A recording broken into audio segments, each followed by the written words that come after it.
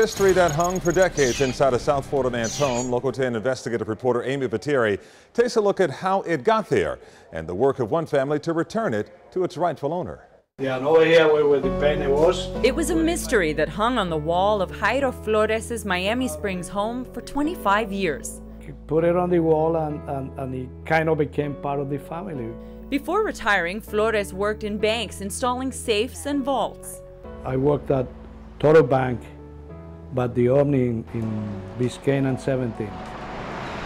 And there was a crate up on the second floor where they had all the scrap things. When the bank was demolished in the 90s, the manager told Florez the painting was his.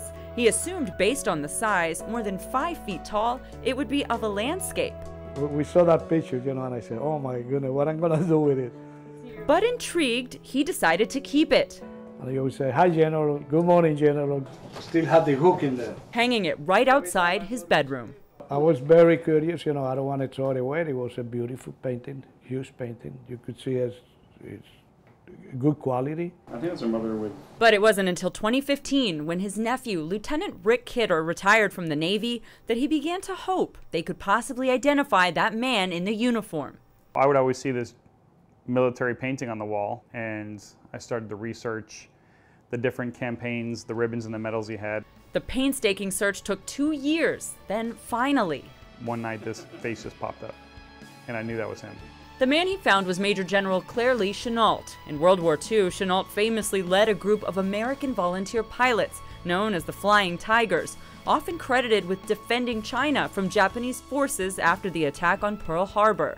What's more, Kidder discovered the general has a daughter, and she's living in Florida. Can you imagine there's a painting of your father that passed in 1958 that you didn't know existed, and it's the largest in existence? Wow, it's huge. So Florez and Kidder reached out to Cynthia Chenault, a professor of Chinese at the University of Florida. In January, the men packed up the painting and drove it to Gainesville to reunite father and daughter. She said, man, it looks just like Daddy, when she saw the picture. I remember when she walked out of the room, she said, there's my father. It was a complete surprise. And yes, it was an emotional moment.